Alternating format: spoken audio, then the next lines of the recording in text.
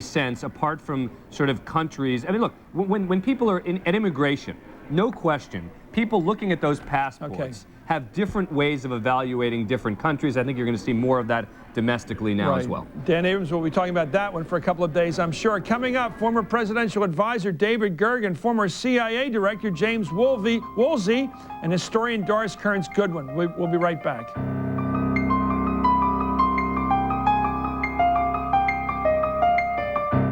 Dr. Scholl's next stop, the LA Marathon. 26.2 miles. I'm ready to go. We'll see you at the finish line.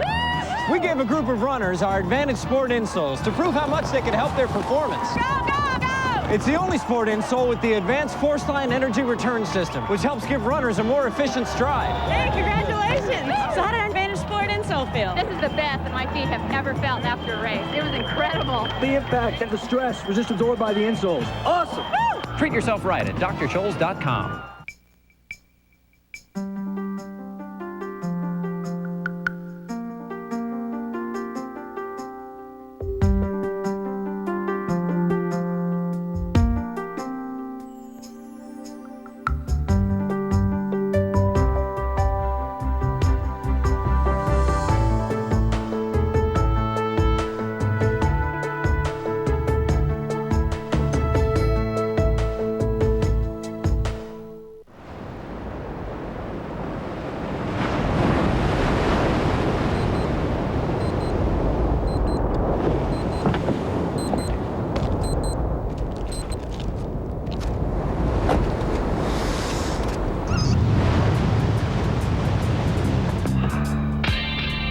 A million uses and counting.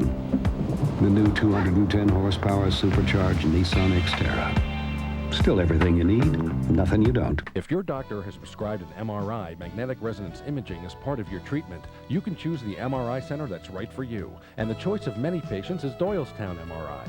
Here, certified technicians conduct MRI procedures in a relaxed, home-like, non-claustrophobic environment. We're also qualified to handle handicapped and oversized patients while still maintaining high image quality. So if your doctor has prescribed an MRI, choose Doylestown MRI, because an MRI is often necessary, but being afraid isn't. My name's Eric Christopher. I've put over 700,000 miles on this thing. I like things that last.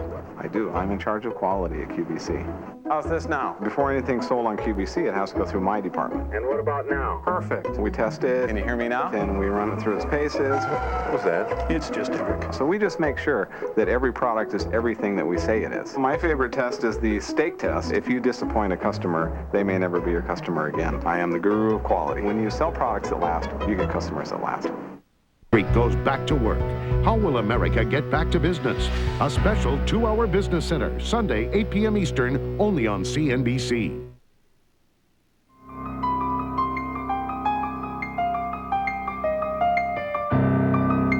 Joining us now is former CIA Director James Woolsey and terrorism expert Harvey Kushner.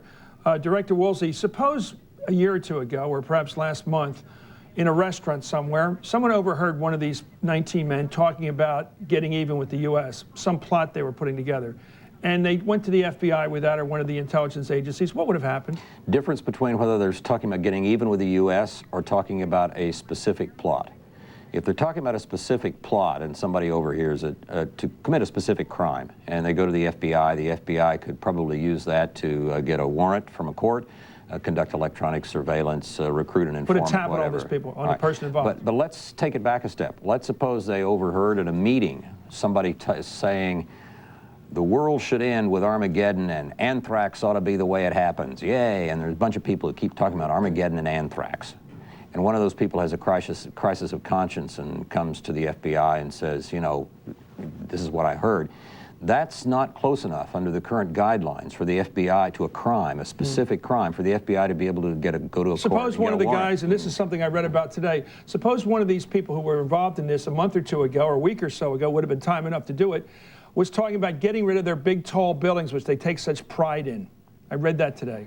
Suppose that was heard. Would that be grounds for an investigation and a penetration? That's probably borderline, but that might be close enough for the FBI to be able to get a warrant. Well, most people watching say it damn well should have been close enough. What stops the FBI from jumping on something like that? Like the CIA, the FBI had these abuses back in the 60s and so forth. They had COINTELPRO, they had CISPS, they had a number of things where they got into domestic matters that people thought was they were overreaching themselves, and so they got cut back on what they could do.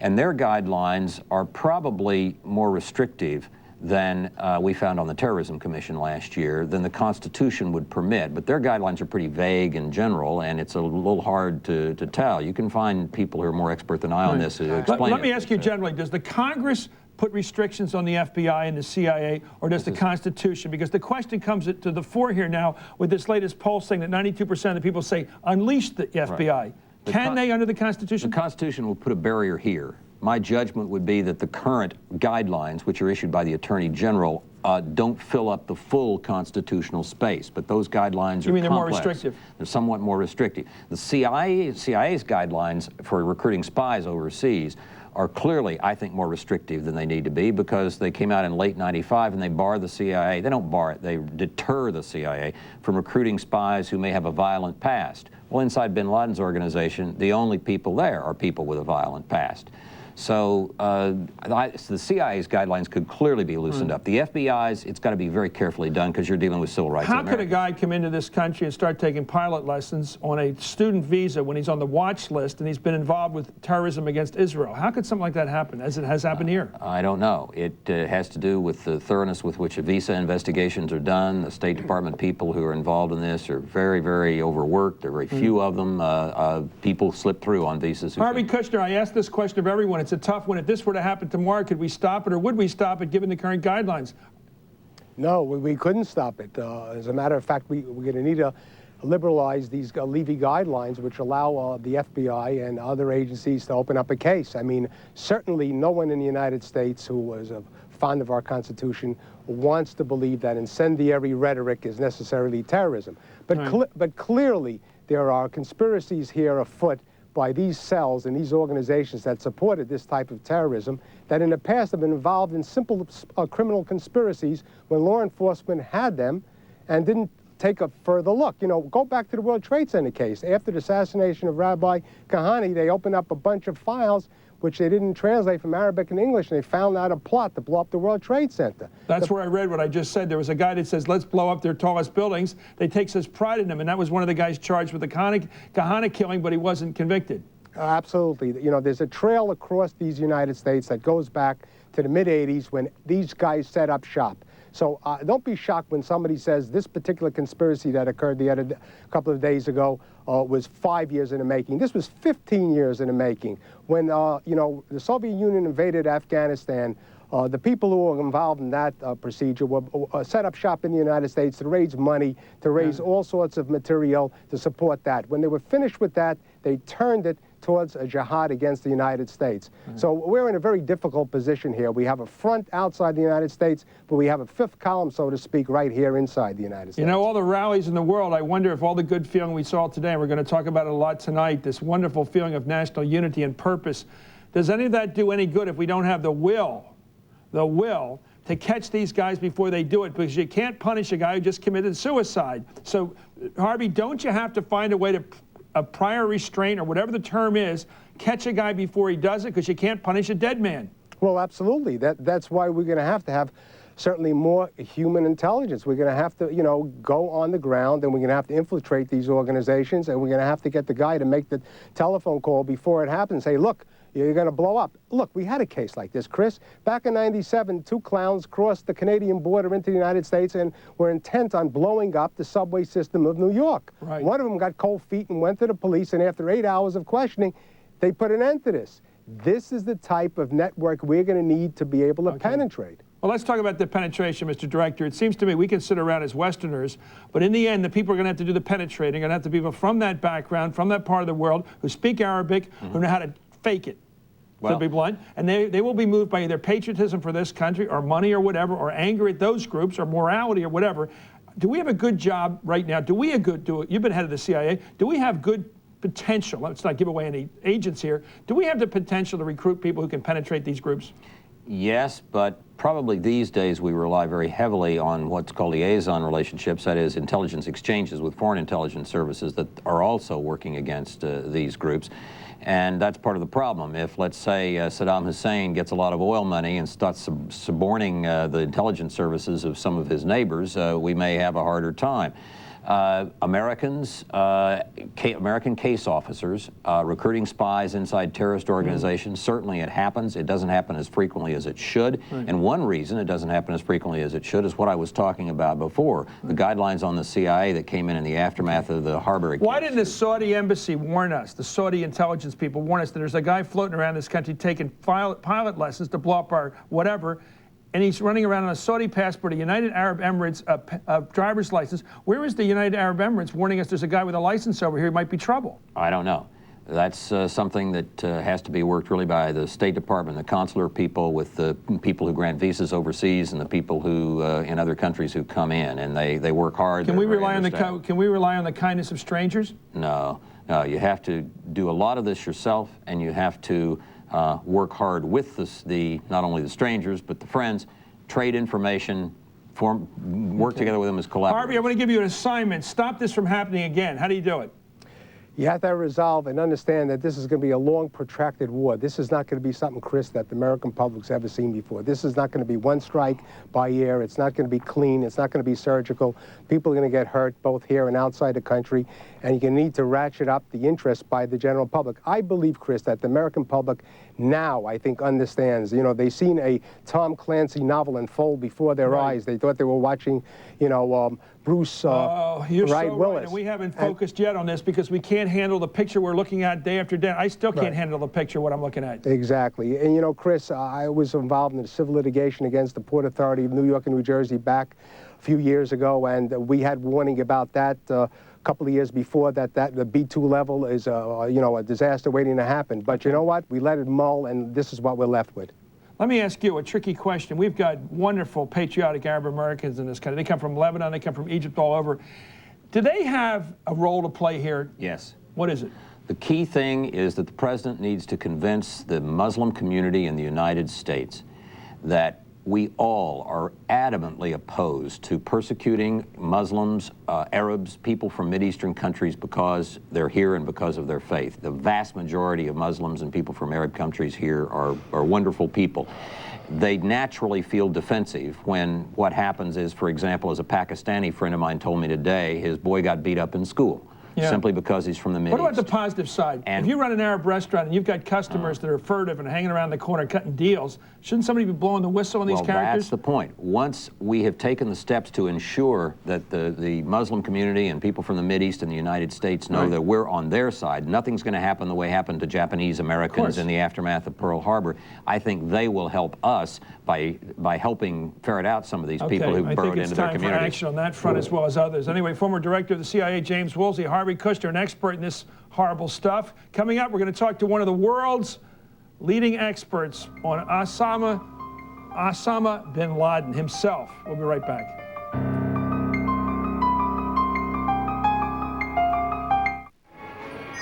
Hey, the Ovaltine man! Yeah! No kid can resist the taste of rich chocolate Ovaltine. Wow, this is great! So chocolatey. I love this chocolate milk. Is it Nesquik? No, it's rich chocolate Ovaltine.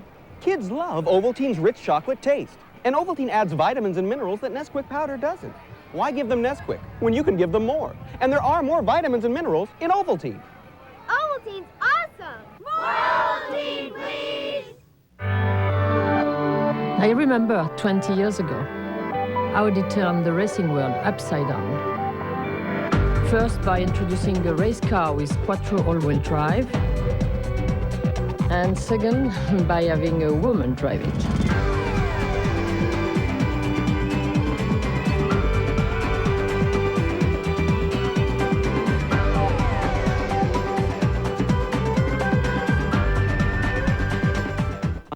There is a venture capitalist out there with hundreds of millions of dollars for technology firms, startups, expansions, firms with new ideas, all in a friction-free business environment. Why would a venture capitalist work this way? Because they're convinced that technology is a can't-miss investment, and they'll do whatever it takes to help companies succeed. Who is this venture capitalist? Pennsylvania.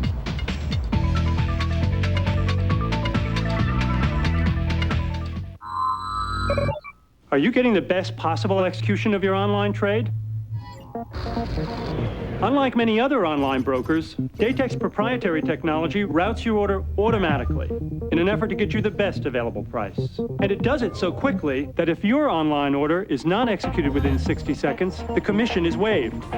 We also have Streamer with free streaming quotes so you can make investment decisions in real time. We give you free NASDAQ Level 2 quotes.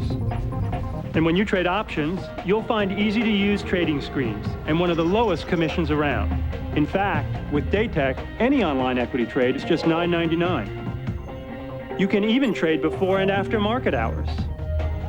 Fund your account and get 10 free online equity trades. To apply, call toll-free 1-877-58-DATEC or visit our special website. Datex Online. Built to trade. The government says Saudi-born millionaire Osama bin Laden is a primary suspect in the investigation. Joseph Bodansky joins us now. He's an expert on bin Laden, and he serves on the Congressional Task Force on Terrorism. Thanks for joining us. This is a very important time to have you here. I guess it comes down to strategy. Does the United States pursue everyone who has a certain ideology, extreme Islamic fundamentalism with an attitude of real negativity towards countries like ours? Do you go to those people who engage in terrorism? Or do you go to just those people who engage in terrorism against the U.S.? Where do you go if you're President Bush? First, you have to watch the people who are dealing with ideology because they inspire those who would eventually perpetrate it. Not every one of them will become a terrorist, but some may. As far as actual terrorist perpetrators, would-be operatives, you have to go against all terrorists. Because today they may be fighting against the United States, tomorrow they may, or against somebody else, but they cooperate with each other. They're international networks. And last but not least, as Mr. Woolsey said, we depend a lot on the goodwill and the efforts of sister international intelligence agencies. And if we want them to help us, we may as well help them also. Okay, let's talk about bin Laden. Where is he? In Afghanistan. Is he safe from us? Oh, yeah. Why? Who's protecting him? First of all, the Taliban are protecting him. The leadership is protecting him. So they're lying when they say that they've got him under house arrest? Or are they? They say he can't even use a fax machine. That's probably true because they don't have electricity. But wait a minute. You know, there's a wonderful line in World War II when the Nazis invaded Russia. And Churchill gave the best speech, one of the best speeches of the war. He said, anybody who's on our side, anybody who fights Hitler's on our side. Anybody who joins him is on their side, on Hitler's side. There are no neutrals. So is Afghanistan playing neutral here? Is that their game? And should we just say, choose him or us? No, Afghanistan is siding with him and should be treated accordingly. So we should declare war on Afghanistan? I don't know if there's an Afghanistan today. There's a Taliban leadership. Should we declare war on the Taliban? There's no reason why not. Well, that's the problem, you know. The United States could be on how many fronts in the next couple of weeks? If we fight every terrorist in the world, even Islamic fundamentalist terrorists, even that subset, if we declare war on the Taliban because they're allies of it, Syria because they're supporting them, Libya because they're supporting them, Iran and Iraq, we're going to have a lot of enemies in the next couple of weeks. Well, we have to take a step back and look at who are the Islamist terrorists of the world today. Who provide them the vital services? Who provide them the vital training? Who provide them with the other wherewithal that enable them to carry out sophisticated operation of the kind that... Who do you suspect helped bin Laden do this, if he did it? And probably my list would include today Syria, Iraq, Iran, perhaps Pakistan, perhaps Sudan, to a lesser extent. But why is our president then talking about perhaps striking up some sort of coalition which might include Pakistan? Because just like the great jihad of the 1980s, you have to get to Afghanistan. They don't have any beaches. You can either get through the former Soviet Union. They're not enthusiastic about it. We can get through Iran. They're definitely not enthusiastic about it, or through Pakistan. We don't have too many choices. Do you see us as doing a land war involving perhaps something like Desert Storm, where we used Saudi Arabia in that case to go after the liberation of Kuwait? Would you see us doing the same kind of thing where we launch an attack on Afghanistan, on bin Laden, from Pakistan? If we're thinking about that, we'd better start reading about all the Anglo-Afghan wars and about the Soviet experience in Afghanistan before we do anything. I know, it didn't work out too well. What do you think is the best way, given the limits of time? The American people are united behind their president overwhelmingly right now. You know America, we all do. We changed the subject. Maybe in 3 months we'll be thinking about something else, the Super Bowl. The president has to act in a reasonable period of time and get something done. What can he do in a reasonable period of time with the American people behind him, which involves casualties, obviously? Convince the American public that they have to prepare for the long run, endure more terrorism. You mean 10 years? Perhaps. You have to change a whole generation in the developing world. What kind of victories might we score in a 10-year program, campaign? Have a Muslim world that will be friendly, cooperative, rather than radicalized and hostile, that will be an excellent market for our product and a good partner in a brave new post-Cold War world. Can we knock out bin Laden within a year? No. Why not? Because he's being protected. That to get to wherever he is right now in the middle of some remote valley in Afghanistan in a bunker several stories underground is just mission impossible. What's the size of his force right now, people who will kill for him? How many people are active operators in his army? Tens of thousands. Tens of thousands? Yeah. That's the killers, not the supporters, enthusiastic. Tens of thousands, and they're all located in Afghanistan? No, they're located here, located in Western Europe, throughout the Middle East, in Afghanistan, throughout Central Asia, throughout Russia, all the way to the Philippines, Indonesia, etc. He has a very wealthy, father? Who's paying the payroll for all these troops? The guys in New York, Northeast Washington, etc. You believe that? Americans? I know that. Arab Americans? No. Who are these guys in Northeast Washington, you say? He's controlling the Taliban drug trade that nets about, sells in the West, nets about $7 to $8 billion a year. Out of that, he gets 15 to 20% for the jihad. So they're selling drugs here in inner city Washington? Yep. And making their payrolls that way. Or New York or wherever it is. How fast has he grown? Just give me, because I think this might be pretty frightening. You say tens of thousands. Where was he 5 years ago? How many people were working for bin Laden 5 years ago? In '96, when he arrived, we had about 2,000 tops. So he's growing exponentially? Yeah, because of ideological conviction. He's not paying his people. And those people who died this Tuesday, killing our people by up to 5,000 people, they were driven by ideology, not by payroll. They were doing God's work. Do you buy the theory that it's economic? I just heard Vladimir Posner say it's all economic. These guys can't get jobs. No. They're engineers, they're skilled people. Why'd they do it? They may be radicalized. Individuals may be radicalized because of jobs. Individuals may be radicalized because of other reasons. But the problem is to go back to the key issue. The fact that an individual is radicalized does not make him a terrorist. He needs the training, preparation, support of the sponsoring state. The moment you take away the sponsoring state, you reduce the capabilities of these radicalized people to do damage. Joseph Bodansky, thanks for joining us. You know your field. I want to thank him. He's author of the book Bin Laden, the man who declared war on America. Hussein, I'm sorry, I get your name. Ibish. I don't know why. It's hard to read that. He's the president of the American Arab Anti-Discrimination League. Director. You were just talking about your communications director. Yes, you know, we were talking a moment ago with Jim Woolsey, the former CIA director. I said, what's the role, positively, no negatives, what's the positive role for Arab Americans on this front? Because we are in war, the president says. Well, I think Arab Americans realize we have been viciously attacked. And there were many, maybe 200 or more Arab Americans in those buildings. And the whole society has been attacked. So obviously we have to do something. We have to do something vigorous and effective. So I think it's the role of the Arab American community, about 4 million people, to join with the rest of the nation in supporting the government as long as they're doing effective and vigorous things in our defense. And that's really what we have to do. I think that there has to be also a period of forbearance while the rest of the United States comes to terms with what has happened. And I think we need to be less sensitive than usual about some things that might have offended us before. And that's important, and we're going to do that. Let me talk to you about profiling and all the tricky things, because I think there's a difference, I would argue, between profiling an ethnic group because, they always do this kind of thing, and looking for a particular crowd which swims in that sea, which is different. Well, I think we have to agree with that. I mean, you know, investigation is important. Obviously, there's a serious security problem. And I think, again, there has to be a certain forbearance. I think what we want, all of us, is effective security. We've had a profiling system in place at airports since 1996 that, as we have documented, has bordered on profiling and has been completely ineffective. How did that work? What didn't you like? What we don't like is the effect of it, where we have documented that it really has ended up, whether by in practice or in theory, we can't tell because we don't get to see the criteria, I mean, obviously.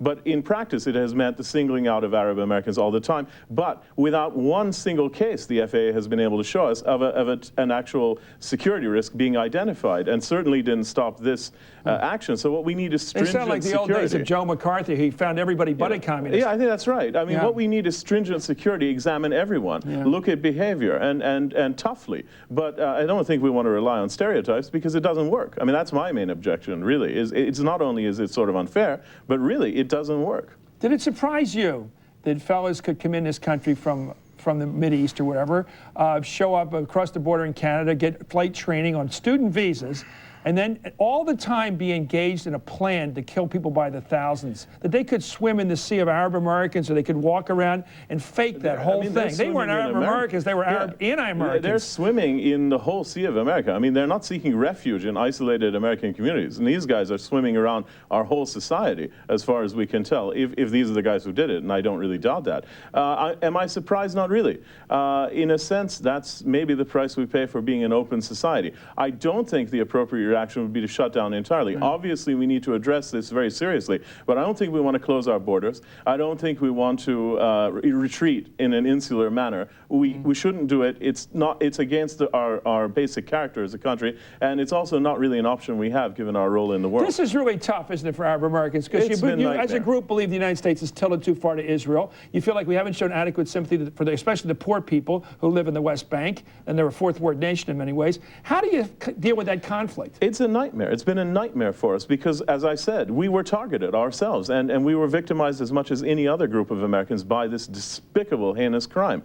And at the same time, some of our fellow citizens do point the finger at us, singling us out for culpability because of our ethnicity. So it's a double nightmare. It's really a trauma, and we just have to come together and not attack each other. So please come back again. Absolutely. Hussein Ibish, thank you. He's been here before. Thanks. Coming up, David Gergen, a smart man. We'll see how smart he is tonight. And Doris Kearns-Goodwin for the Historic Perspective, both coming back in just a moment.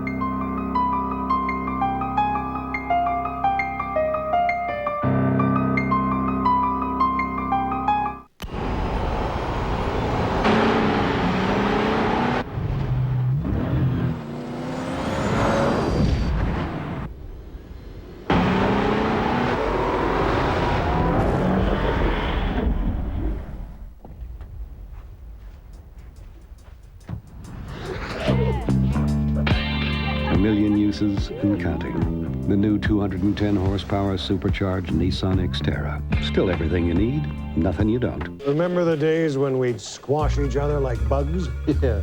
Remember when you'd steal our sales guys? And you'd borrow our patents. Now, my website links to your site. We're e-commerce partners. At Ernst & Young, our objective financial advice can help with any new relationship so you can move ahead with confidence. So you want to merge? Sure. You'll love working for me. Ernst & Young, from thought to finish.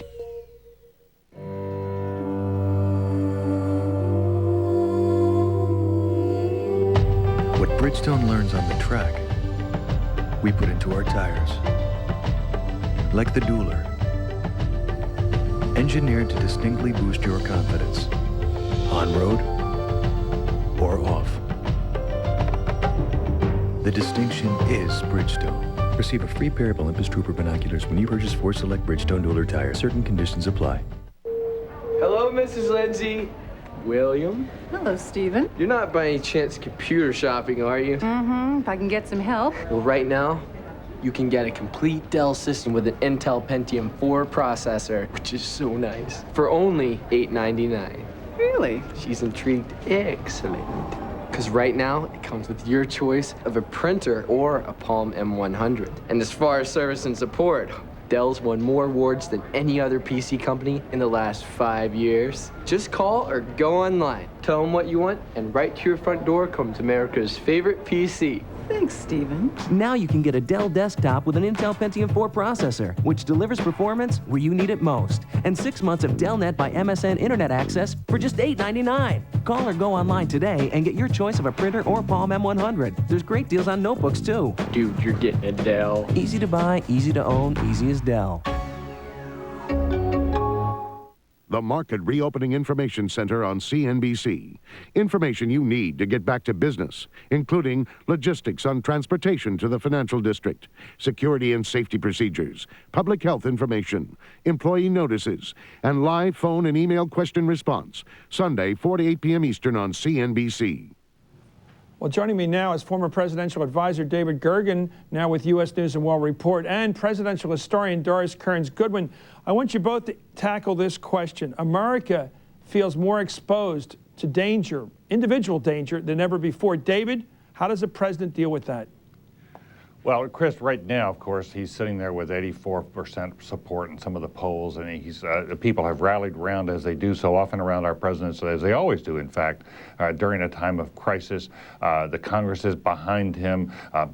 Patriotic fervor has risen to very, very high levels. In a 48-hour period, Walmart sold 300,000 American flags.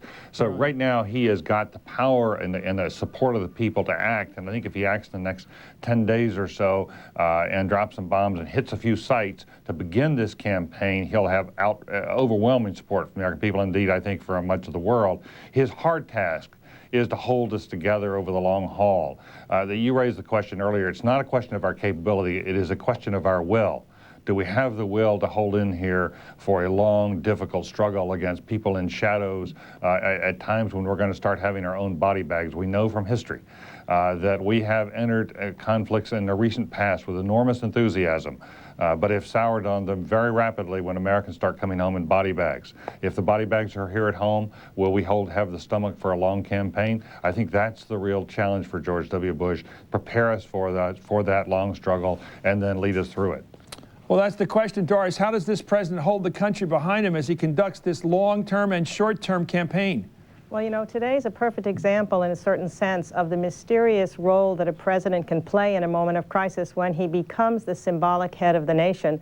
When you looked at that prayer service, which was in some ways a metaphor for America, because all the races and creeds were there, they had an Islamic leader speaking, and when George Bush said, you know, sometimes people learn about themselves in periods of adversity, so true for a nation, it's almost as if a president grows larger at the beginning when he's got what David was talking about, the resolve, the courage, the will of the people. That's that mysterious connection. But what Roosevelt had to face in World War II was not only a day like Pearl Harbor, a day like Tuesday, but weeks and months of failure and defeat before it finally turned around. And that takes a very different quality in a president. It takes patience, it takes sensitivity to the public to know when to go before them. You can't be going every day. You can't have these great symbolic moments every day, as good as they were today. You have to pace yourself. It's amazing to remember that Roosevelt only delivered 2 or 3 fireside chats a year, knowing that if he got on the air, on the radio too much, he would lose his ability to dramatize the cause. So you have to have a long-range plan that is very hard for Americans and hard for a new leader, I think, to absorb, because we think it'll be over in a couple weeks. Chris? In terms of immediate danger, it seems, David, that what people are afraid of right now is their own vulnerability. All the news reports suggest that we still have a lot of potential hijackers or perhaps even hijack plans afoot already in this country. It's not over there in somewhere in Afghanistan. All the evidence suggests that there are still cells of terrorists in this country who are quite active. Dick Cheney would not have been sent to Camp David did the Secret Service not have credible evidence of some continuing threat at the White House. That's an extraordinary step to take. I can't remember that happening in the past. As you know, the perimeter of the White House has been extended now way over to 18th in Pennsylvania, and I'm told that White House staff members, if you want to have somebody come in to visit you, you have to physically walk out to the gate and get that person way over in 18th in Pennsylvania. That's a couple of blocks, 3 blocks away from the White House. I've never seen that. That has to say that our top intelligence people, our top security people believe the danger is still very real. Right. Well, we just heard from Yusuf Badansky, who said that this guy, bin Laden, if it's him, and it looks like it is, has 10,000 trained soldiers around the world that he could put into action. Well, that's right, and I don't think we should panic. I don't think we should frighten people right now, but it is a time when there is continuing danger and people have to be careful. But let me follow up on one thing Doris said, because I've been trying to figure out how might you, if you're sitting in the White House, might you like the scenario to unfold so that you prepare people for the long haul, as Doris said, that you do have that Rooseveltian capacity to help enlighten people. And I would suggest, Chris, this scenario: if we're about over the next several days to unleash the beginnings of an attack, let's say we go out and hit 2 or 3 sites next Tuesday. I don't know when. Well, let's take Tuesday. Then I think if the president were to go before a joint session of Congress, say on Thursday night, in which he really talks through what the nature of this threat is, what is it we're facing, I think he has yet to do that. He has been much better in the day-to-day. The day was much, much better than he was on Tuesday night when he had the prayer service. But he has yet to really bring us into his confidence and lay out the threat and where we're going. But you know, the president's been very careful to talk in very general terms. He says the enemies of freedom, they don't like our freedom, when in fact we think it's probably bin Laden, who doesn't like what we did in terms of occupying Saudi Arabia during Desert Storm, a man with a particular beef against the United States for religious reasons. When do you think the president's going to come out and stop calling people cowards, stop saying this is senseless, and say we've got a very smart, state-of-the-art, zealous enemy out there that we have to beat, and it's going to be really tough, Doris? I think the problem for him is the problem, again, that Roosevelt had to face. You have to educate the public who knows a little bit about all this, but all of us are learning every day what this terrorist threat is and how far it extends to various countries and to this large hatred of us with people, as you say, who are anything but cowardly. And 5-minute speeches can't do that. It's going to take weeks of preparing, I think, for a speech. We may need maps. We may need an understanding of where these people are, in what countries, what has caused them to hate us so much.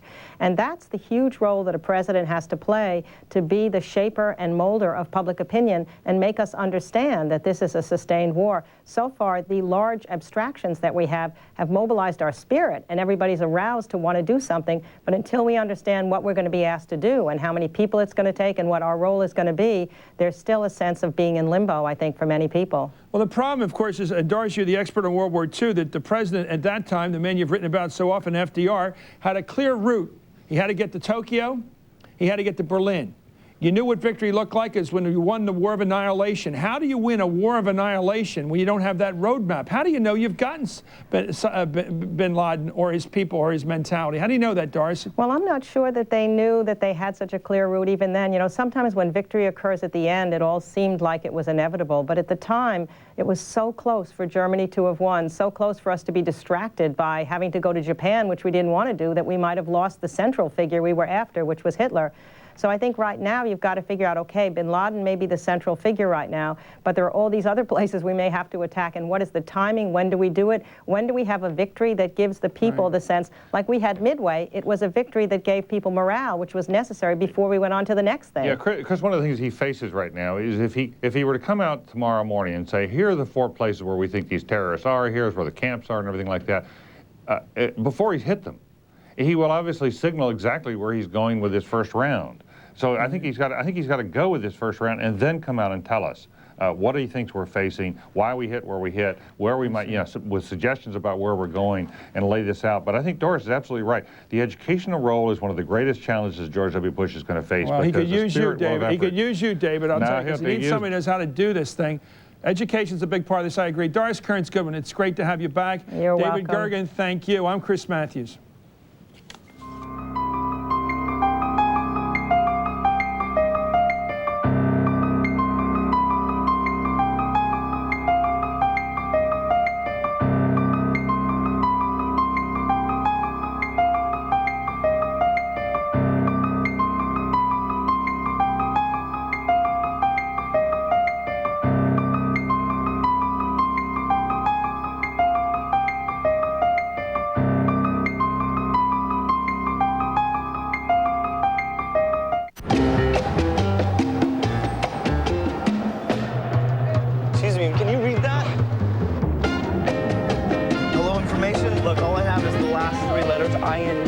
Don't you have some sort of reverse directory? You talk. There's a different way to look at your money. What's it say? ING. It's not an ending. It's a beginning.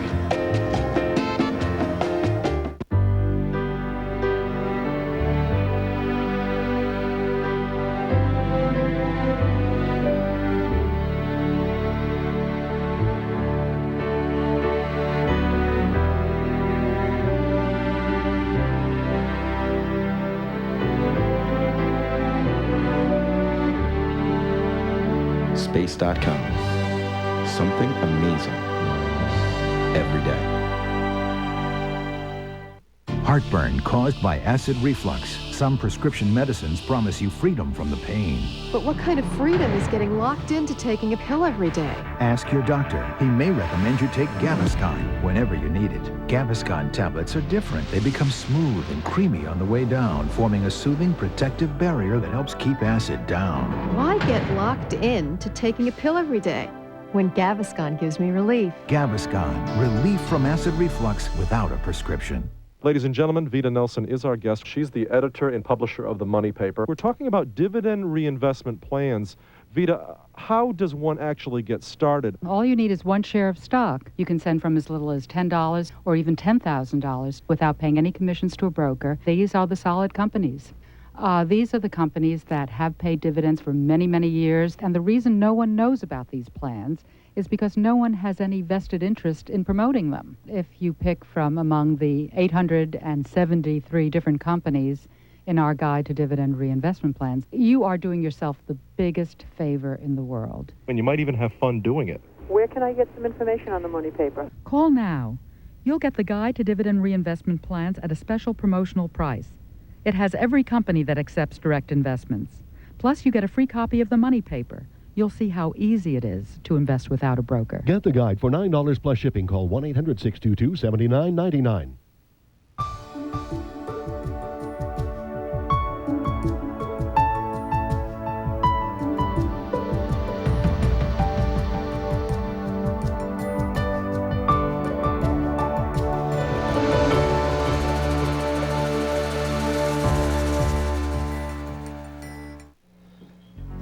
Tonight, tears replace shock and horror over the worst terrorist attack in history as the President of the United States shows up at Ground Zero, first offering his thanks and support to heroic rescue workers and later promising to rid the world of evil.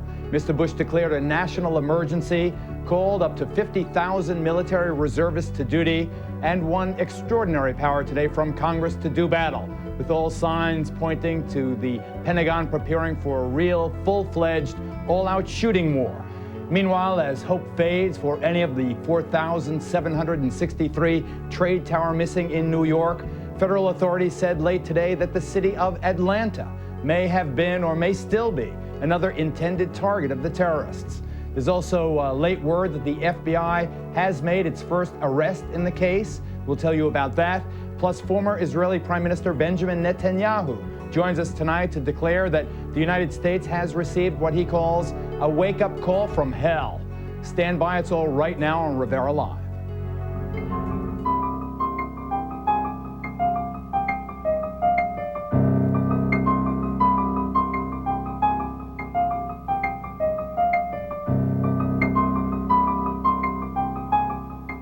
I can hear you, the rest of the world hears you, and the people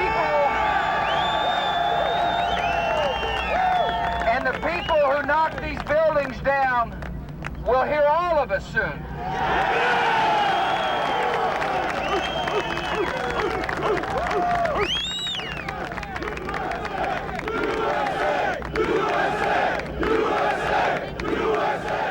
For this moment, at least, it almost seemed like a rally, but no defiant cheers could disguise the ugly truth that lay under the president's feet. Thousands of innocents still entombed and by now probably dead in the still smoldering ruins of the World Trade Center.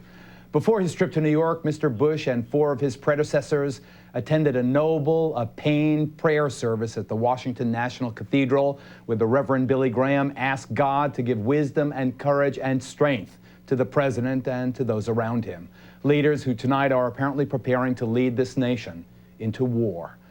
Hi, everybody. I'm Geraldo Rivera in Los Angeles. Within the last hour, we have gotten word from a Justice Department official that the first arrest in this case has been made.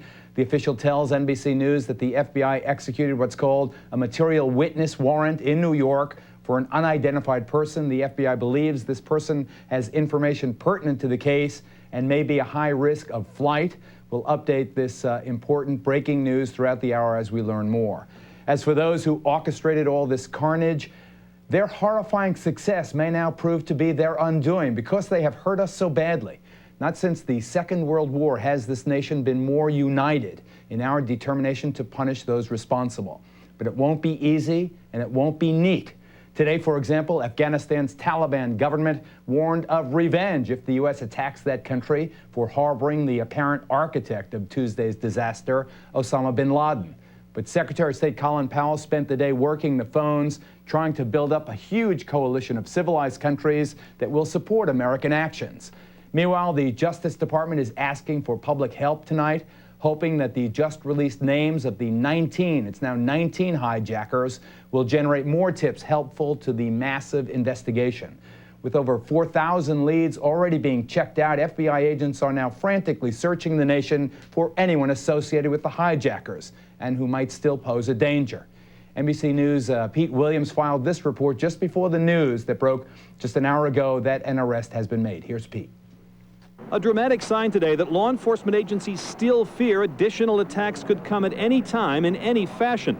At the borders, U.S. Customs agents at Alert Level 1, their highest, thoroughly checking every single car or truck lined up to enter the country from Mexico or Canada.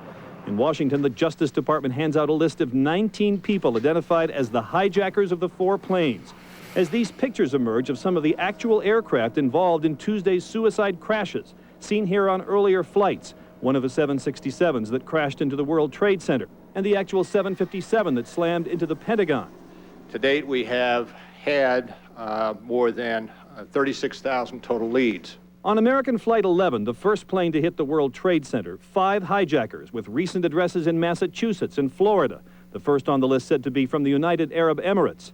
United 175, the second to crash in New York, 5 hijackers, all with recent Florida addresses, 4 in Delray Beach. 5 more on American 77 that dived into the Pentagon, recently living in New York, New Jersey, Arizona, and California. And on United 93 that crashed in Pennsylvania, 3 of them also recently living in Delray Beach. Even though these individuals are presumed to be dead, anyone with information about these individuals immediately contact an FBI field office. Another list not made public is sent today by the FBI to the nation's state and federal police agencies and to the FAA and airlines.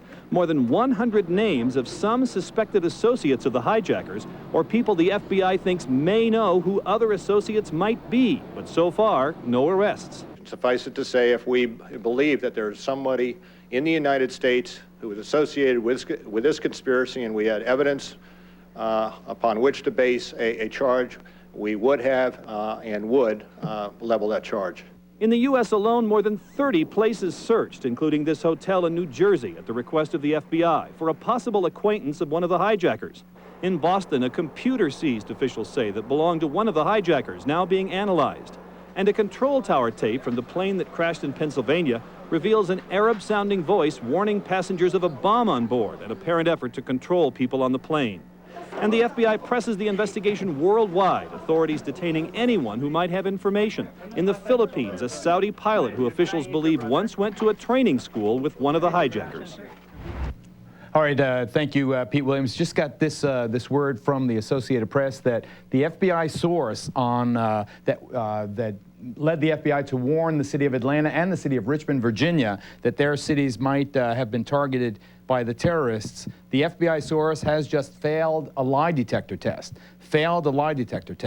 So this source, who apparently is an acquaintance of one of the hijackers and who suggested that the Federal Reserve banks in those 2 cities might be targeted, has failed the lie detector test. I also want to add that last night we told you this stunning news, that 7 or 8 people, some of them posing as pilots, had been arrested in LaGuardia and JFK airports. It now turns out that they had nothing to do, the authorities now confirm, had nothing to do with this devastating attack. So where do we stand right now? There is 1 arrest, 1 person confirmed to be in custody, but that person has not yet been called a suspect, a conspirator in the mass murder that took place on Tuesday. That person is being held as a material witness.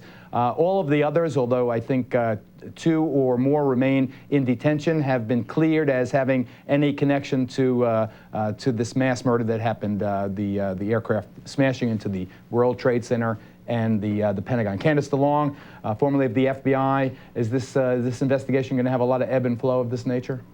Yes, but it seems to be moving along fairly quickly, actually, the identification of all of the hijackers so quickly and where they went to flight school, and now being able to arrest this person that they're holding as a material witness. Cases of this magnitude, for the only thing close to it, of course, being Oklahoma City bombing in 1994, tend to move along very, very quickly.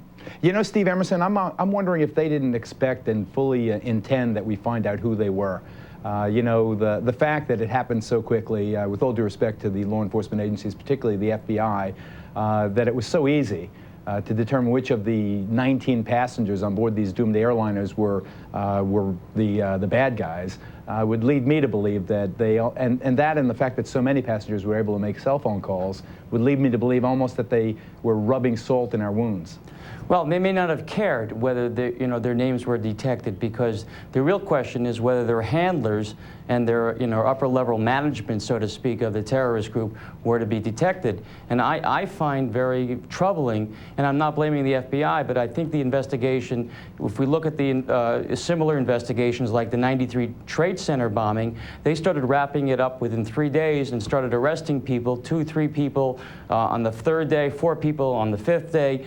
They had almost all the people in custody by the 11th day. I have a feeling here we're not going to find any of the handlers, the people that put the infrastructure in place. So for all intents and purposes, just discovering the names isn't going to help us. Are you suggesting that when those planes took off, the handlers split the country?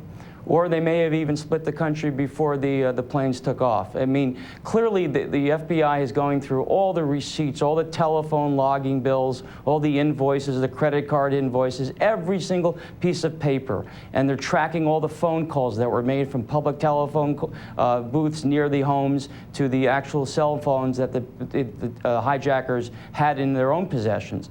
And they have yet to find the people in the United States. Now, I'm not suggesting that there aren't others. I am positive there's still a major network of Osama bin Laden supporters and terrorists on American soil. But those that actually crafted this terrorist operation, I think, have left the United States.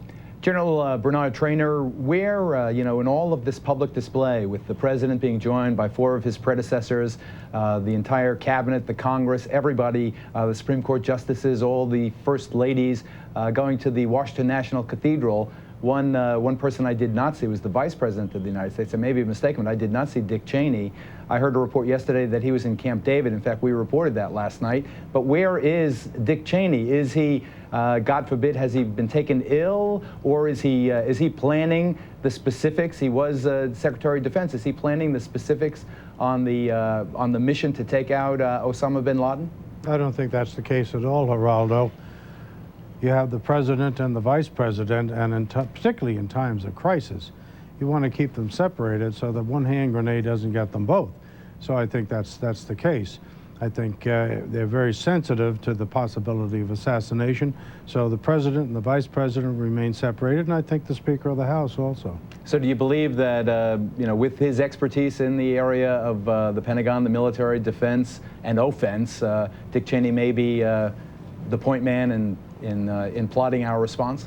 Well, I don't think he's going to be the point man. He'll be part of the corporate body that will work on the subject, and I think he's doing that right now. But no one man is going to be the leader in this sort of thing. I mean, this is an administration that operates as a team, and at the present time, they're assessing the situation and coming up with the viable courses of action, which would include the vice president, along with the rest of the staff. Let me ask Colonel David Hackworth. I know your sources tend to be different than the official government-type sources. Do your sources, so steeped in military as they are, confirm to you privately that Osama bin Laden is indeed the head perpetrator of this mass murder? Right from the beginning, 100%. But I got to tell you, I'm angry. And I'm angry at our government. I'm angry at what the terrorists have done. And I'm angry that guys like Emerson and myself, for the past 10 years, have been saying, this is the future war. I wrote a piece not long ago in May, and it was Rumsfeld, we don't need your wall. Let's get ready for terrorism. But when this happens, we see our intelligence community couldn't do the job. our FBI couldn't do the job, and the people in charge of our government just missed it and got us ready for World War II all over again in the 21st century, instead of getting us ready for this kind of war, which was so obvious to so many people who've been preaching to the government and the leadership, let's get ready for this war. All right, let me take our first break. We have commercials again after a couple of days of omitting them out of respect for the victims in the World Trade Center and the Pentagon. So let's take a quick break. We'll continue this discussion. I have an exclusive interview with the former Israeli Prime Minister Benjamin Netanyahu coming up. Please stay tuned.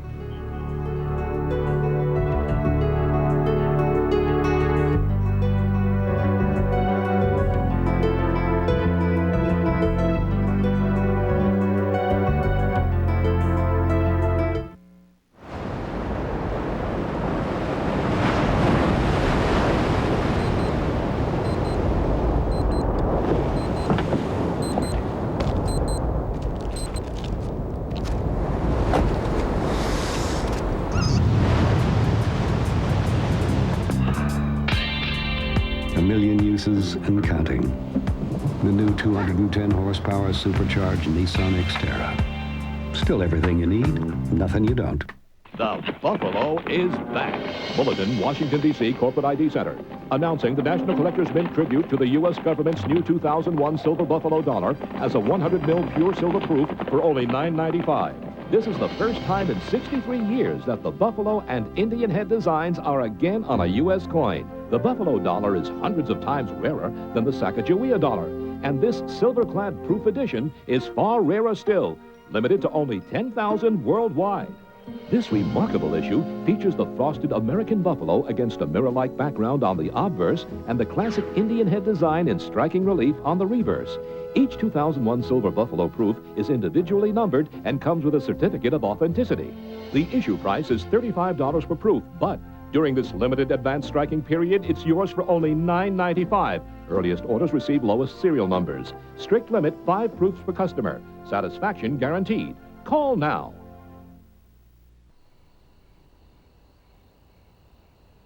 Have you seen my report card? Yeah. Well, what do you have to say about it? You really have to start taking my education more seriously. Want smarter kids? Get them Comcast high-speed internet. Right now, you can try it free for 2 months. Call now and you'll also get free professional installation. Do you have any idea how long it takes me to research a science project? Comcast high-speed internet is always on, easy to use, up to twice as fast as DSL, and up to 50 times faster than dial-up. Dad, you have a high-speed connection at work, don't you? Mom, you pay the bills? Free. Free. Call now and try it for 2 months, free. Plus, get free professional installation. Send your kids back to school with an advantage. Comcast high-speed internet. Try it for 2 months, free. Have you seen his report card? When the opening bell rings, Squawk Box is there. Get first moments and reactions as Wall Street goes back to work, beginning 7 a.m. Eastern on CNBC. A grim and beautiful, in its own nightmarish way, shot of New York. Live shot. You pan in and you see workers, like an anthill of workers, heroic workers, American flag fluttering in the light breeze. Now the rain has stopped. Dr. Barbara Arnott, you're NBC's chief medical correspondent. You're a licensed pilot. You're a man who's covered major earthquakes over the past decade. You know, I covered lots of earthquakes myself, everything from baby Jessica to the Oklahoma City bombing. It's cruel to say it, perhaps, so maybe it's cruel to pretend otherwise, but isn't it likely that the vast majority, if not all of the people under that rubble are dead? It is, Geraldo, and as you point out, if you look at all of the natural disasters, this is very closest to an earthquake. If you look at, for instance, the earthquake in Armenia, you had this same kind of pancaking of buildings where one floor goes and the next in a very quick fashion. And there are some interesting structural questions being raised tonight about the World Trade Center and whether it was especially vulnerable to this kind of pancaking. Now, from the experience that I've had in dozens of different earthquakes around the world, you're exactly right. you know, the vast majority of people are dead, and dead right away because of the tremendous weight that has crushed them. Then you have a subset of patients who have crush injuries with smaller buildings, and they tend to have kidney failure because of the tremendous amount of what we call myoglobin that comes out of muscle and jams the kidneys. And then the rest of the injuries after that, you may have some burn injuries, but they tend to be fairly minor. But unfortunately, as you point out, with a really earthquake-like disaster like this, the vast majority of people are killed right away, and it's only a very small minority that do survive. Now put on your pilot's hat, Bob, if you would. I heard the pilots propose today, A, that they be armed, that be at least one pilot of the usually 2 in crew be armed, and that the door between the main cabin and the cockpit be made invulnerable. What do you think? Well, I took the first flight into JFK yesterday from Phoenix to sort of test the system out. And when I looked at it, it really wasn't very much different than the old system. That is, you had to show a picture ID when you went through security. And otherwise, outside of the plastic knife they now give you on board, there wasn't much difference. But sure, if you look at El Al, which has had really the best overall airline security, they have an extra door. And what makes the most sense is not to have the pilots be cowboys with guns and have to fly the airplane, is you have the extra door and you have an armed guard. El Al has done that, it works. Then you looked at beefed up security. Take as an example Heathrow Airport in London, where it's a serious operation, where they go through every last bit of your luggage, and whether you're Diane Ross or you're a ordinary mortal, they show no real difference. I mean, you are going to be examined top to bottom to make sure that you have absolutely nothing with you. So I don't think they've been real serious about that, but Geraldo, the thing I've been most upset about is this. As a licensed pilot, if I'm what's called an instrument flight plan, and I deviate by a couple of miles, or I make a 100-degree turn from Albany going out towards Los Angeles, towards New York City, it's as if you go past a traffic cop at 140 miles an hour in a 30-mile-an-hour zone. It's outrageous. And so air traffic controllers immediately sort of go to DEFCON 5. But what's strange here is that there weren't interceptors that were up. You'll remember with Payne Stewart, when his plane went off course, it was supposed to make a left-hand turn out of Florida towards Texas and went straight. They had F-16s up there, not because they thought there was a hijacker, but because of the risk that that plane might crash into a city someplace. So with these planes so off course, why weren't they concerned? Not necessarily about a hijacking, but perhaps the pilots were incapacitated. What if this plane flew sort of unpiloted into the World Trade Center? It just seems crazy that there weren't some kind of provisions. And most importantly, to my way of thinking and that of many experts, the most logical way for years for any terrorist to strike at the heart of America with a major attack, not just a small bomb, but a major attack, was by hijacking a commercial airliner or loading up a great big private executive jet with C4 explosives. And so it's just very surprising that there wasn't a contingency plan. You know, one of these planes, the United flight that hit the second tower, actually went within about 4 air minutes of a National Guard base that have F-16s, in fact, close to where you live down there in New Jersey. Well, so the problem is, what do you do? You're going to shoot down a plane packed with... I've got to take a quick break, Dr. Arnott, but we'll discuss that. The dilemma, what do you do? Can you shoot down a plane full of innocent civilians? You only have a chance when you're in the air. Okay, let's quick break. Be right back.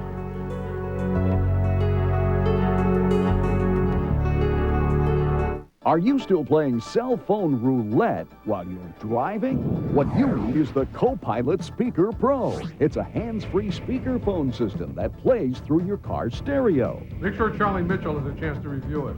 That's right. Now you can turn your cell phone into a hands-free speakerphone with the rich, bold sound of your car stereo. Guess what, Mommy? My teacher put my drawing up on the blackboard. Why get tangled up in wires or mess with sticky goo on your dashboard installing some tiny, tinny speaker you can hardly hear? The Copilot Speaker Pro installs in 3 seconds flat without a single wire and plays through the big speakers on your car stereo. The universal cradle fits any make and model cell phone. Just plug the one-piece unit into your cigarette lighter and set a car radio button to 96.1 FM. When you get a call, just press that button and you can talk and listen hands-free. You'll be able to drive safely with both hands on the wheel, no matter how much you use your cell phone. And you'll hear the other party loud and clear through your car stereo. Yeah, go down to 1355 Riverside, okay? Got it. When you're done, simply go back to your favorite radio station or tape. Use two different cars? The Copilot Speaker Pro can transfer from one car to another as easily as you do. It's the best hands-free speakerphone system you can get, and it's yours for only $29.95. But wait, call now and get this special Samsonite key ring, a $14.95 value free. No more broken fingernails. Keys detach this easily, and there's even a built-in flashlight. So order your Copilot Speaker Pro now. To order your Copilot Speaker Pro system, call toll-free 1-800-972-1600 or send check or money order for $29.95 plus shipping and handling to Great Buy USA, P.O. Box 9243, Central Islip, New York, 11722-9885. Call now, 1-800-972-1600. Monday, Wall Street goes back to work. America gets back to business. A new day for markets and investors. What more will the opening bell signal when America's financial center is up and running? Sunday night, CNBC brings you a special 2-hour business center beginning at 8 p.m. Eastern. Let's roll tape, Jay. This is my favorite soundbite from the President, George W. Bush. Roll tape, Jay. War has been waged against us by stealth and deceit and murder. This nation is peaceful, but fierce when stirred to anger. This conflict was begun on the timing and terms of others. It will end in a way and at an hour of our choosing.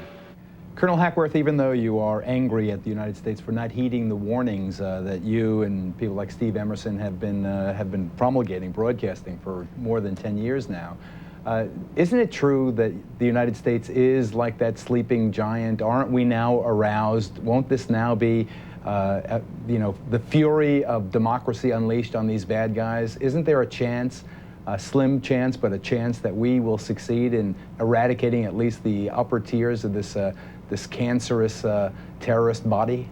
If we fight the terrorism with 21st century techniques, I'm worried from what I see of the recall of the reservists and so on, that we're about to go at it kind of like Vietnam, with a big sledgehammer, bashing everything in our path, rather than with a stiletto and quickly take out what we want. Like Osama bin Laden, we want the leadership of terrorism in Iran, Iraq, Libya, Lebanon, and so on. We want.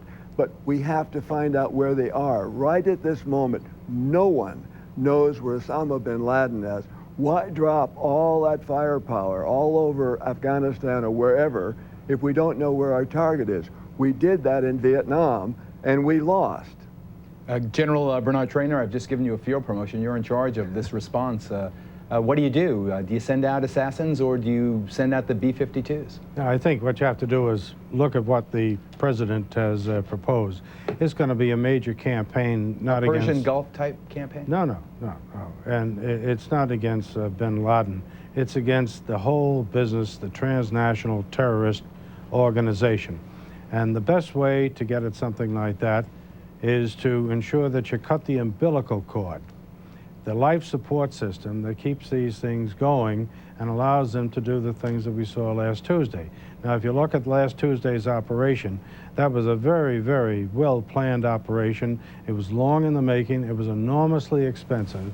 I don't think bin Laden or any of the individual terrorists out there have the capability, the management capability, the planning capability to put something like that together by themselves. They had to have support from a nation state. They had to have a lot of effect. So I think this is what the president has in mind when he says the nations that harbor these people are going to be equally as responsible as the terrorists themselves, and that's the key. You cut off their life support system and they're going to wither on the vine, because then they'll just become a nuisance and not a real capability. There's a dual track, however, is that when you get intelligence, which is key to this whole thing, developing intelligence that is worthwhile, and that's why the coalition is so important, because they can provide information that we don't have. But then you go after individuals and individual groups. It's a dual track thing, and it's going to be progressive over a long period of time, but it will work. Quick break. Benjamin Netanyahu when we come back. CNBC congratulates National Geographic Explorer, winner of 5 Emmy Awards. Explore, Fridays, Saturdays, and Sundays on CNBC.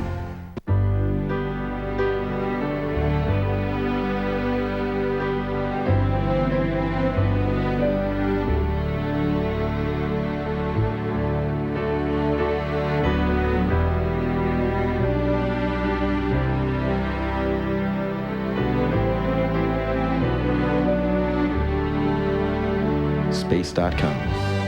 Something amazing every day. Among the highest number of graduates in computer science and engineering in the country.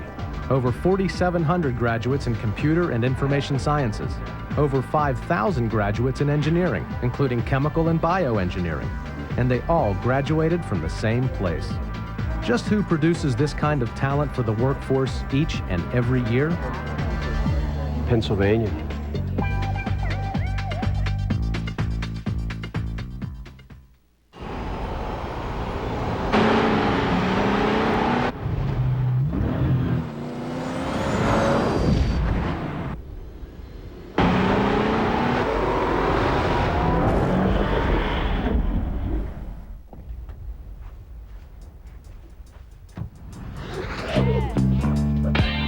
A million uses and counting.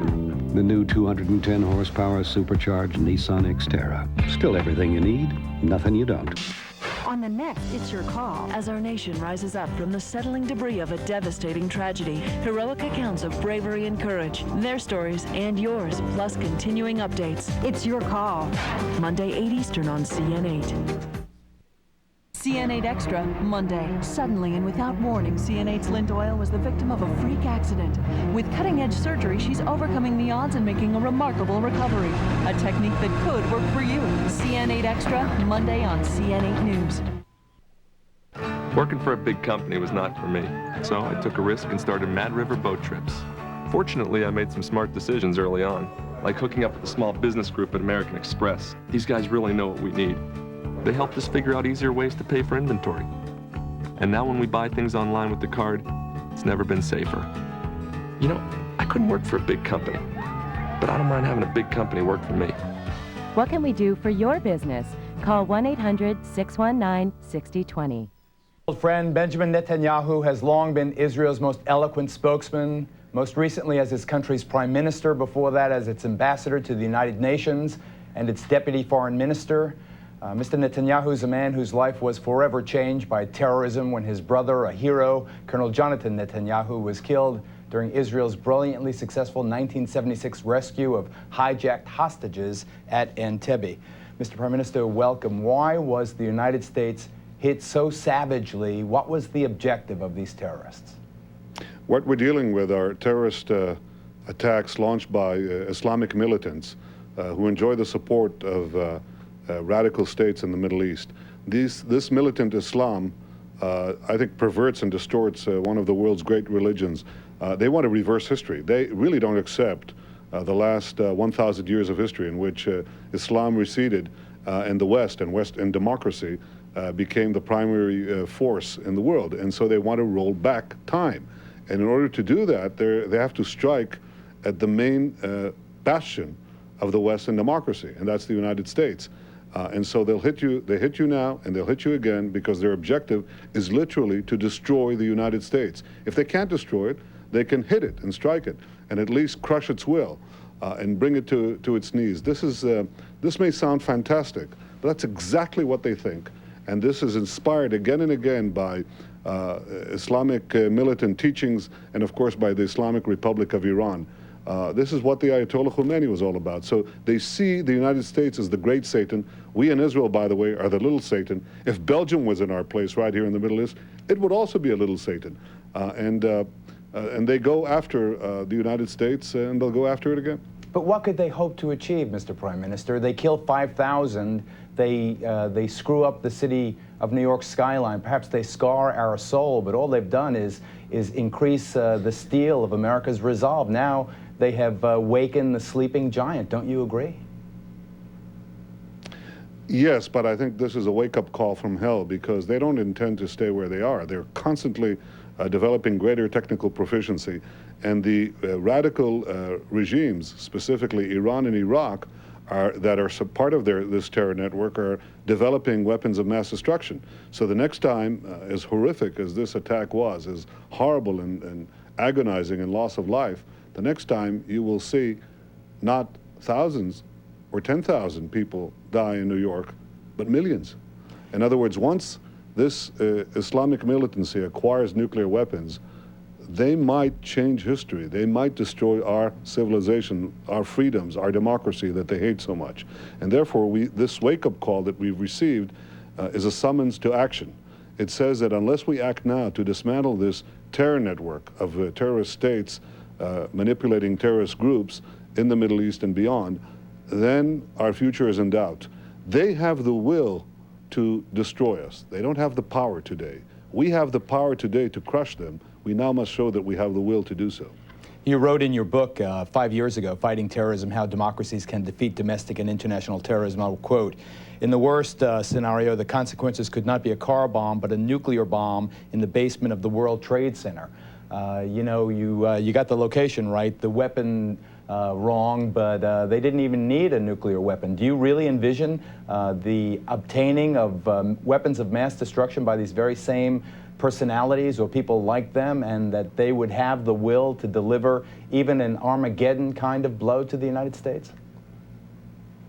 Do you have any doubt? I mean, okay, they didn't use nuclear bombs because they don't have them, but they used a 350-ton conventional bomb, 350 tons of conventional bombs with all that fuel, and that is far more powerful than anything an F-16 could launch in terms of conventional weapons. So they're well on their way. But it is important to understand that none of these groups, not bin Laden, not the Hamas and Hezbollah and the Fatah, Fatah groups, Arafat's own group that formed this network of terror, none of them could act without states, without terrorist regimes. It's important to understand that. These terrorists don't float in the air. They need territory. They need a place to be launched from, to come back to coordinate. That is, those who don't commit suicide, those who orchestrate, plan, execute, arm, dispatch these terrorists. They need a place to be, and that place to be is a handful of states in the Middle East: Iran, Iraq, Afghanistan, a few Arab states, and indeed this complex that includes also Arafat's own Palestinian domain, which has become, in fact, the factory of suicide bombs. Arafat has summer camps. Geraldo, he has summer camps in Gaza where Hamas and Islamic Jihad teach Palestinian children to become suicide bombers. He's preparing the kamikaze pilots not only of today, but of tomorrow. So this network that whose various parts support one another, help each other in materiel, help each other in political support in these abominable resolutions they passed in Durban the other day, this network itself has to be dismantled, because if it's not dismantled, the answer is yes, they will develop atomic weapons. They already have ballistic missiles, 2 of these states. They already have chemical and biological weapons. They're well on their way to developing atomic bombs. And if they do, then history will change. History has not ended, unlike what Francis Fukuyama wrote, with the triumph of capitalism and democracy over communism. In fact, there is a new conflict. And this is the threat of this Islamic militancy coupled with affiliated Arab terrorist groups who seek to destroy the West. Nothing short of that.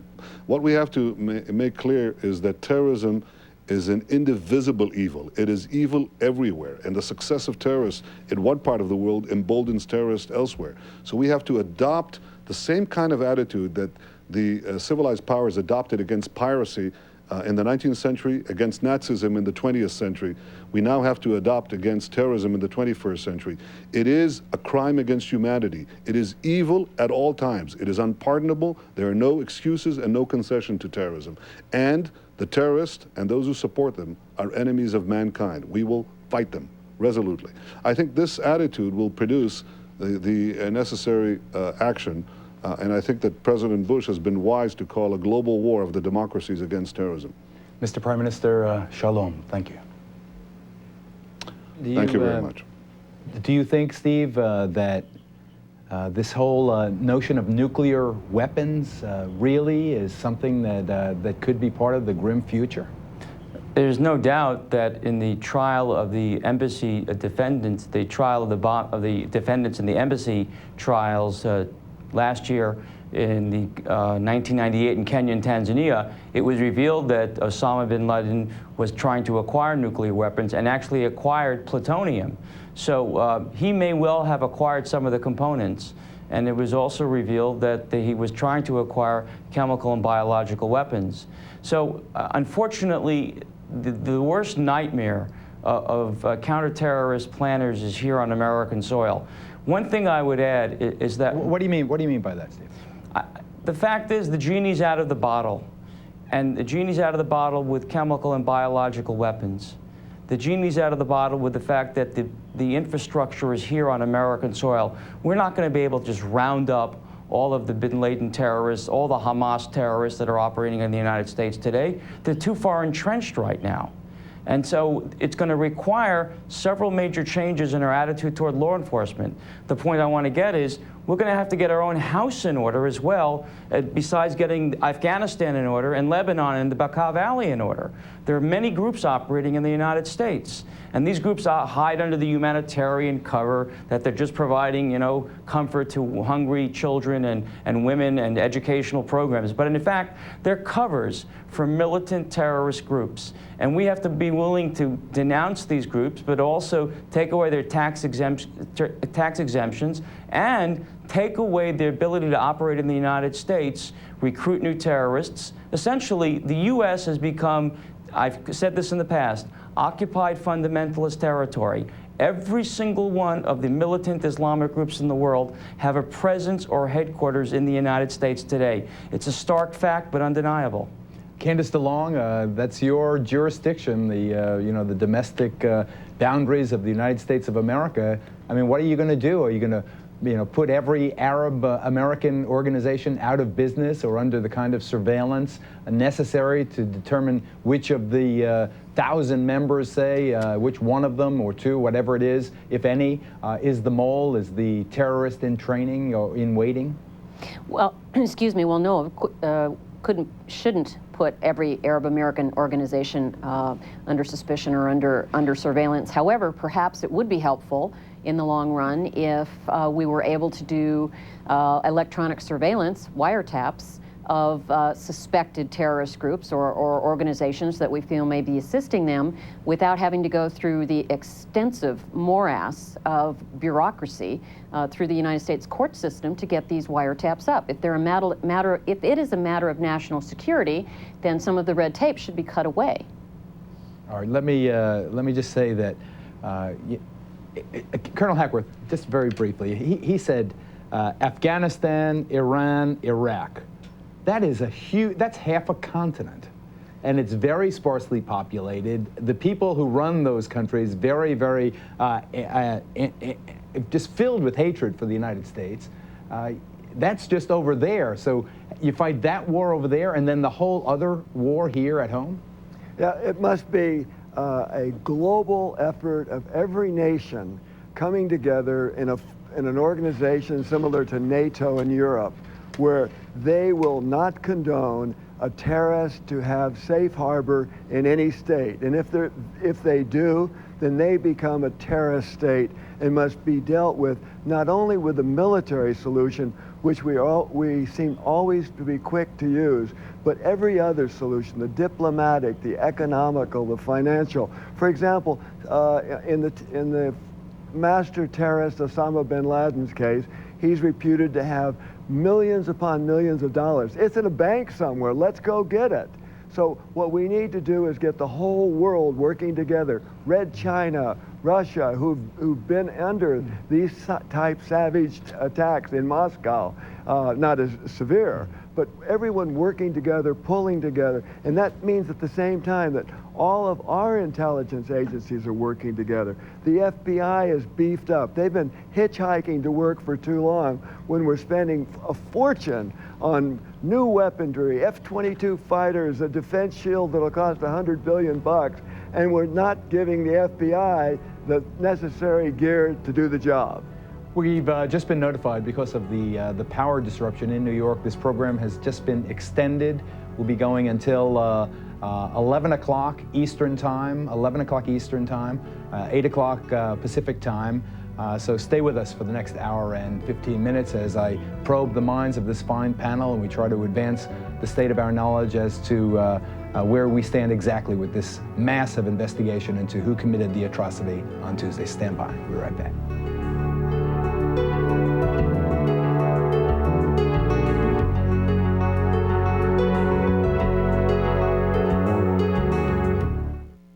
The Market Reopening Information Center on CNBC. Information you need to get back to business, including logistics on transportation to the financial district, security and safety procedures, public health information, employee notices, and live phone and email question response. Sunday, 4 to 8 p.m. Eastern on CNBC. Heavenly shades of night are falling. It's twilight time. Out of the mist, your voice. They were the greatest vocal group of the 50s. You've got the magic touch. It makes they sang the songs we fell in love to. Only you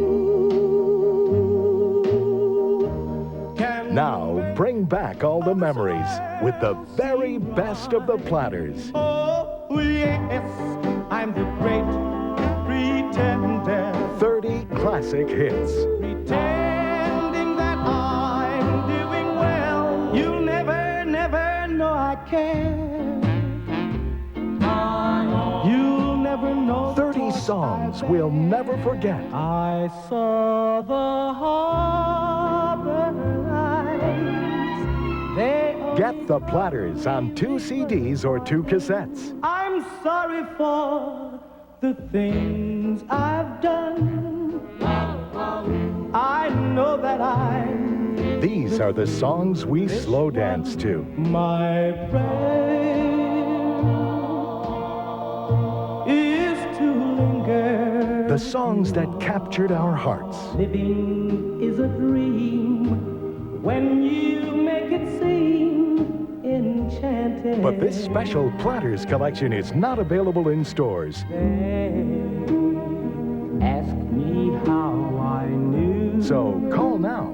To order the Platters, use your credit card and call 1-800-418-5522. That's 1-800-418-5522. Or send $24.99 for 2 CDs or 2 cassettes, plus $4.99 shipping and handling to the Platters, Department 2, Richmond, Virginia, 23280. Or order online at heartlandmusic.com.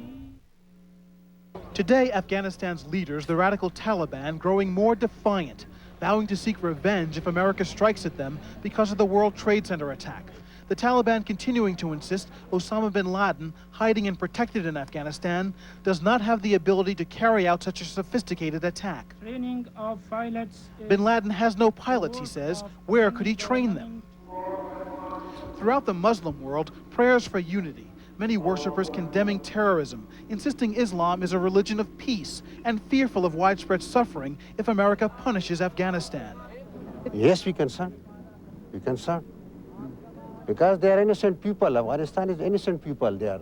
People in Afghanistan continue fleeing, many heading for refugee camps here in Pakistan, already crowded with victims of drought and decades of civil war.